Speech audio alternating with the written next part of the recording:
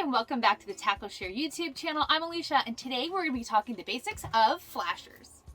There's lots of flashers on the market. They vary in different brands such as Hummingbird, Garmin, Markham, and Vexilar. All have different benefits, but I'm just going to cover a bit of the basics in today's video. Alright, so we're going to talk about some of the parts of your flasher. The actual unit, that's the brains of the operation. Of course, there's this mount bracket that holds everything together. A power source at the back, which is a rechargeable battery, as well as a transducer. And that's the part that actually goes in the water and sends out and receives the information that you want to know to catch more fish. If you're lucky, your unit will come with a handy carrying case that I use all the time. It has great little pockets for holding snacks, as well as it protects the unit to make sure that it prevents it from being bumped around when you're moving it out onto the ice. So once you've drilled your hole, of course, you're going to go through and remove all those ice shavings. That's going to obviously make your fishing easier and also make it clearer for your equipment.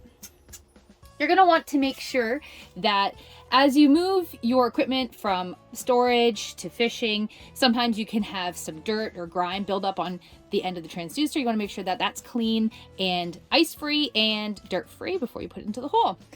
Now, when you get it in there, you're going to want to, they usually come with a floaty device or sometimes an arm that can reach out and hold, because you want the transducer to be as parallel as possible to the lake bottom. If you put it in the water as is right now, you can see that let's say like this, it's obviously just hanging there and it's not doing what it needs to be doing. We want to make sure that the transducer is at the absolute bottom of the ice.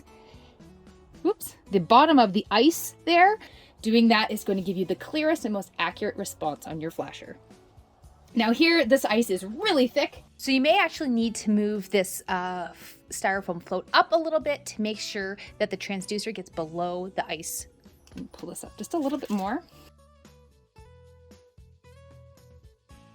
So when I first turned my flasher on, like I said before, this one's a digital display. It has a lot of different other features. It also is an entry level.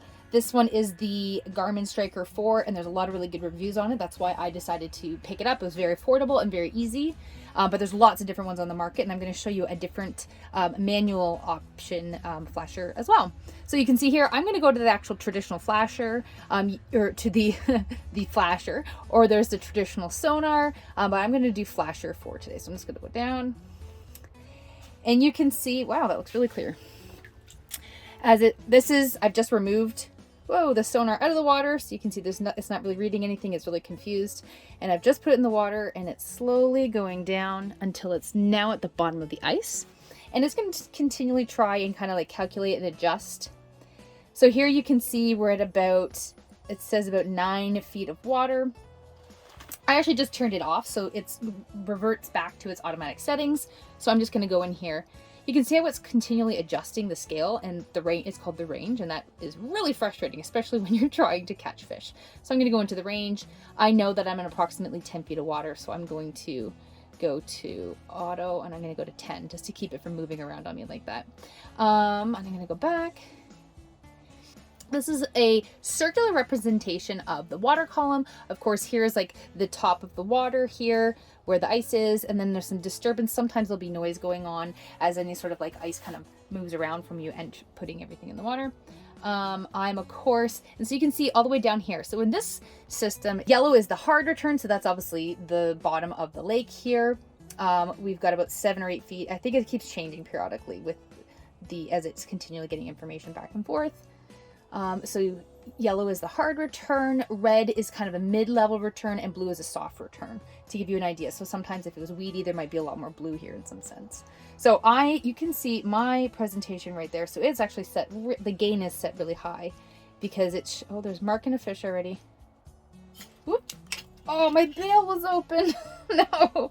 Okay, well, anyways, I'm trying to explain things and the fish want to bite. Anyways, okay, so I can see that I know that my lure presentation is very small, and obviously it's coming up very, very large here. I want to change that, so I'm going to change my gain. It's at 53% now. I'm going to change it down because I want it to show a little less. So I'm not over exaggerating what's going on. And I'm going to check the frequency is 200. So that's giving me a little bit more detail so I can see that the heart, oh, more nibbles. You can see I'm right here, pulling away a little bit. There's a fish here that's interested. That fish, I freaked out a little bit. This fish here, that hard return is the yellow. It's showing some very accurate nibble. Oh! So you can see here, obviously the hard return is kind of around like 9-ish feet, the 9 feet of water. I'm getting some kind of jargon in here. So that's obviously like the weeds, and that's that fish trying to nibble on my presentation again. Give it a little jiggle, and you see if you want to keep above the fish, keep them enticing. It's easier for them to look up than to look down. So if it's following me, it's interested. If I jig, do a little finesse jigging, and you can see it's pulled away a little bit, it's kind of freaked out, doesn't know what to do. Now the same thing if you have a manual flasher like this one here. I'm just going to show you, it takes a little bit more getting used to. I think it's a little bit more accurate as far as the information it's going to return to you. So you can see that there's 3 different scales on here. So there's the white, which gives us a shallow kind of sort of reading. So for the water column from 0 to about 20 feet of water. And then you can see the next time is to duplicate that. So it's for about 40 feet of water. And then if you do for the 4th time, 4 times magnification, you get into a lot deeper water, so about 74 feet of water. So anyways, I know that I'm in a really shallow setting, so I'm going to turn it from off to 1 because I know that the information, the information I need is about 10 feet of water because that's what I just saw from my previous one. I also fish here a lot, so I know that. But if you're trying at a new location, you'd probably start off with 1, and then if it's actually deeper, you would move it to 2. But you can see here that you lose so much information that was displayed on the white scale here from about 6 feet to about 12 feet is now scrunched into between 8 and 12 feet here. So you're really not getting the details that you could have. So I'm going to go back to the 1 setting right here. And that's information I need. The gain, I can press gain to see if I've got enough detail, if I like it or not. I'm going to turn it down a little bit like that.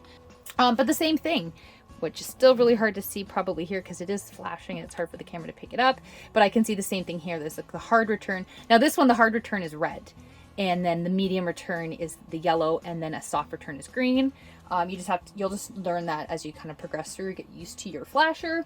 So let's see if I can see here. So there's my jig and it's kind of disappearing. So I think I need to increase my gain because I can't actually see. There we go. I can't see I just want it small. Oh, there's a fish that's interested coming up from the bottom. You can kind of see this, so looking at it.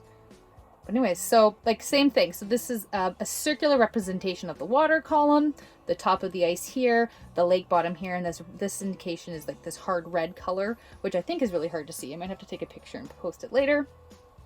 And then the yellow is kind of like the medium, so that could be, any sort of like disturbance or any vegetation on the lake bottom, and of course, green is a soft return.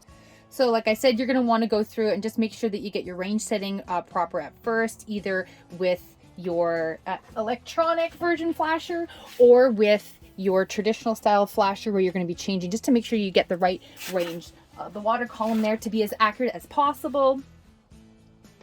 You're going to use that because you really want to use up the majority of this dial as possible. So you really want to be able to get that detail and be able to get that description from them.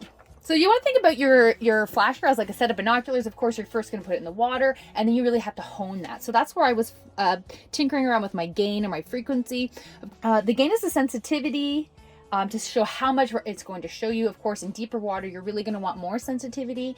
In shallower water, you're going to want less. Now, the greater the frequency, the more direct or narrow the sonar cone will be, and the most accurate the return. The lower the frequency, the wider the cone, and the less accurate. And that's just when you're going to, maybe if you want a lower frequency, if you're fishing out on your own and you want to see a greater area or see fish coming in from a greater area. If you're fishing beside somebody else using a sonar, you might want to use a narrower sonar, so a greater frequency, to get a more direct view of directly what's underneath you. As always, as as you get your first flasher, you're going to want to tinker around with it a little bit. You're going to learn what works for you and what doesn't.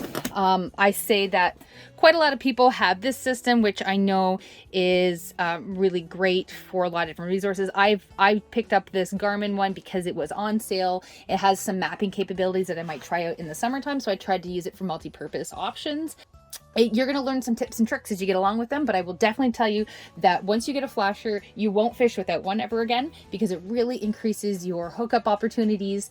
It makes it a lot more exciting, and you're going to catch more fish. All right, so that was just a quick overview of the generic features of a ice fishing flasher. Make sure that if you have the opportunity to purchase one yourself, it's really going to increase your chances of catching more fish. Once you fished with one, you're probably not going to want to go fishing without one ever again. So those are some basics. Make sure, if you haven't already done so, like this video, subscribe to our YouTube channel, and tap that notification bell to keep more fishing content coming your way.